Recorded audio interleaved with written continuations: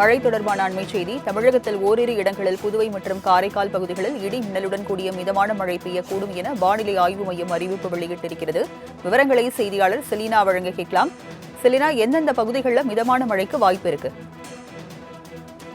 மேற்கு திசை காற்றின் வேக மாறுபாடு காரணமாக தமிழகத்தை பொறுத்தவரையிலும் இன்று மேற்கு தொடர்ச்சி மலை மாவட்டங்கள், டெல்டா மாவட்டங்கள், தெற்கு தமிழகத்தில் ஓரிரு இடங்களும், திருச்சி, பெரம்பலூர், அரியலூர், நாமக்கல், சேலம் ஆகிய மாவட்டங்களில் இன்று மிதமான மழைக்கான வாய்ப்பு இருக்கக்கூடும் என்று வானிலை ஆய்வு மையம் தெரிவித்திருக்கிறது. அதே போல நாளையும் மேற்கு தொடர்ச்சி மலை மாவட்டங்கள், நாமக்கல், சேலம், திருச்சி, பெரம்பலூர், அரியலூர், கள்ளக்குறிச்சி, தஞ்சாவூர், திருவாரூர் ஆகிய மாவட்டங்களில் மிதமான மழைக்கான வாய்ப்பு இருக்கக்கூடும் என்றும், தேனி மாவட்டத்தில் இடிமின்னலுடன் கூடிய பலத்த காற்றுடன் கூடிய கனமழைக்கான வாய்ப்பு இருக்கக்கூடும் என்றும் வானிலை ஆய்வு மையம் தெரிவித்திருக்கிறது.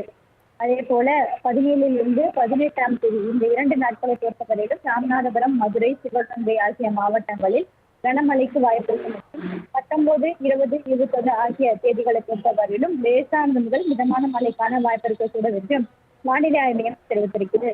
24 மணி நேர வெப்பநிலைக்கான மாறுதலை பொறுத்தவரையிலும் இன்றும் நாளையும் தமிழகத்தில் வெப்பநிலை குறைப்பதற்கான வாய்ப்பு என்பது இல்லை எனவும், எனினும் உயர்வதற்கான வாய்ப்பு இருக்கக்கூடும் என்றும் வானிலை ஆய்வு மையம் தெரிவித்திருக்கிறது.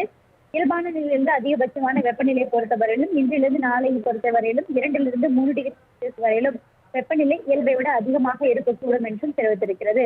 சென்னை மற்றும் புறநகர் சென்னையை பொறுத்தவரையிலும் வானம் மேகமூட்டத்துடன் காணப்படும். நகரின் ஒரு சில பகுதிகளில் மற்றும் வெப்பநிலையை பொறுத்தவரையிலும் 39 - 40 டிகிரி செல்சியஸ் வரையிலும் இருக்கக்கூடும் என்றும் வானிலை ஆய்வு மையம் தெரிவித்திருக்கிறது. விவரங்களை வழங்கியதற்கு நன்றி செலினா.